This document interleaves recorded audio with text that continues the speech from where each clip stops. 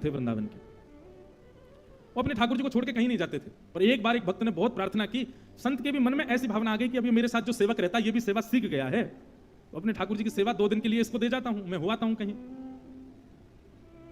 सेवक से बोल के गए, सुनो हम 2 दिन के लिए जा रहे हैं, बढ़िया से सेवा करना ठाकुर जी की, और लौट करके आएंगे, अगर ठाकुर जी की सेवा हमको बढ़िया दिखी तो हम तुमको उपहार देंगे। सेवक बोला फिर ठीक है, फिर तो बढ़िया से सेवा करूंगा इस बार।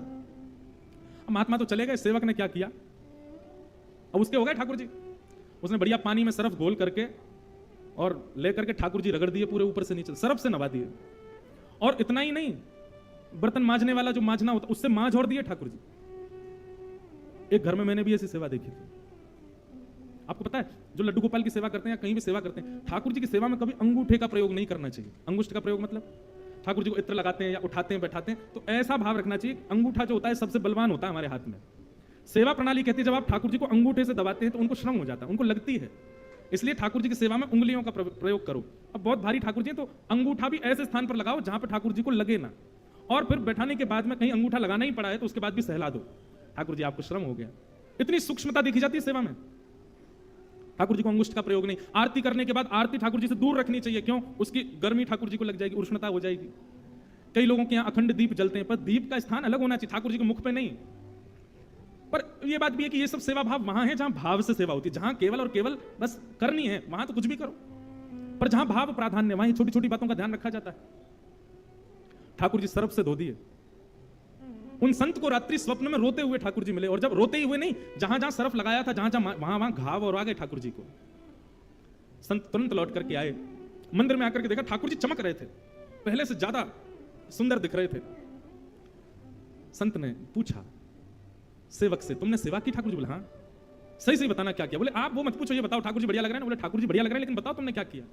जब बताया कि हमने सरफ से धोए, ठाकुर जी को लेप लगाया गया, ठाकुर जी को औषधि दी गई, ठाकुर जी को सुंदर काढ़ा पिलाया गया, 6 दिन तक ठाकुर जी की ऐसी औषधि से सेवा हुई, तब ठाकुर जी एक दिन स्वप्न में प्रसन्न होकर दर्शन दिए, तब संत को सुख मिला।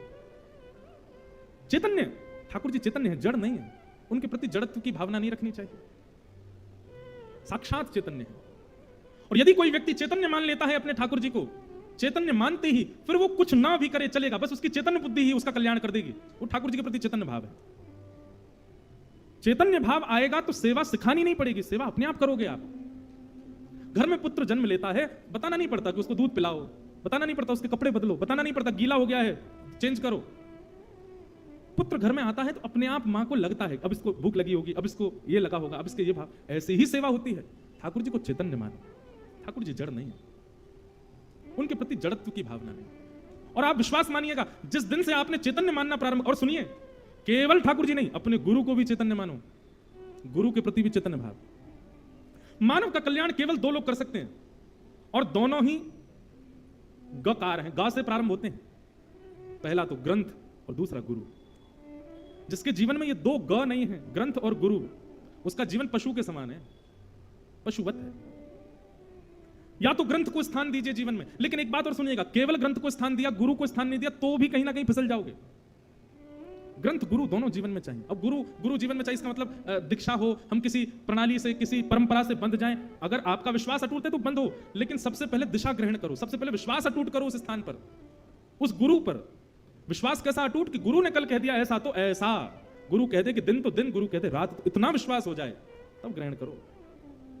कबीरदास जी के प्रसंग में ऐसा आता है, कबीरदास जी की पत्नी इतनी अनुकूल थी उनके, दोपहर का समय 12 बज रहे होंगे, ऊपर आकाश में सूर्य टिमटिमा रहा है, और श्री कबीरदास जी सुई में धागा पिरो रहे थे, और धागा पिरोते पिरोते अपनी पत्नी से कहते हैं, अरे सुनो, दीपक लेके आना जरा, बाहर बैठे हैं प्रकाश में, दीपक लेके आना, मुझको धागा डालना है सुई के अंदर। पत्नी इतनी अनुकूल थी कबीरदास जी की, वो ये नहीं पूछती थी कि सूर्य निकला हुआ है, इतना प्रकाश हो रहा है, तुम अब दीपक जला के क्या करोगे? दीपक लेके आई रखी। ऐसा मृत्यु से परिचय कराती है भागवत की कथा। मैं कथाओं में एक बात कहा करता हूं, बहुत ध्यान से सुनिएगा। ये 7 दिन की कथा क्या है? 7 फेरे हैं हमारे ठाकुर जी के साथ। प्रत्येक दिन की कथा से एक फेरा हो रहा है, दूसरे दिन की कथा कल दूसरा फेरा, तीसरे दिन की तीसरा फेरा, चौथे दिन की चौथा फेरा, ऐसे 7 दिन की कथा से 7 फेरे हो गए ठाकुर जी के साथ। अब 7 फेरे हो गए मतलब हमारा ब्याह है ठाकुर जी के संग, और जैसे ही ब्याह भयो, ब्रजभाषा आ जाए बीच बीच में सुन लेना है, ठाकुर जी से ब्याह भयो। अब भयो को वयो मत समझ लेना, वयो मतलब गया है? कि चले जाओ, क्या होता है वयो का मतलब? गया, वो गया, उसको ऐसे बोलेंगे वयो, तो भयो, भयो को ये ब्रजभाषा है, हिंदी में बोलते हैं हुआ, भयो हुआ। तो क्या बता रहा था मैं भूल गया हैं? हाँ हाँ, 7 दिन की कथा। महाराज जी अच्छे श्रोता हैं आपके। तो हाँ, 7 दिन हमारा ब्याह हो गया। अब सप्ताह के बाद हम तो चले गए कथा करके, और ब्याह करके सब बहुओं को यहीं छोड़ गए। हमारी बहू नहीं, ठाकुर जी की बहू।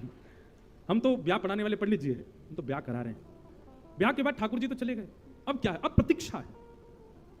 प्राचीन काल के भारत में ब्याह हो जाता था, गौना नहीं होता था। गौना होता था कुछ वर्षों बाद।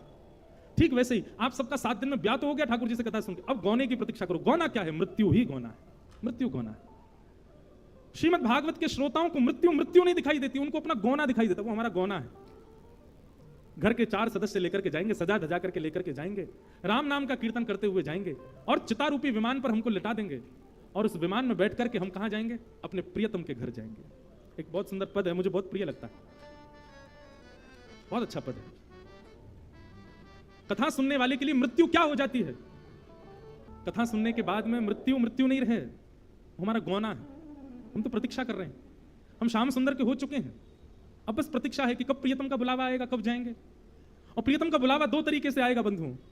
या तो प्रियतम वृंदावन बसा देंगे जीवन पर्यंत के लिए, और वृंदावन न भी बसाएं तो वृंदावन आपके चित्त में बस जाए, तो प्रियतम का बुलावा मृत्यु को ही समझिए। कथा सुनने वाले के लिए मृत्यु मरणासन अवस्था नहीं होती है, मृत्यु शोक का विषय नहीं होता। कथा सुनने वाले के लिए मृत्यु प्रियतम का बुलावा है, प्रियतम का स्नेह है। तो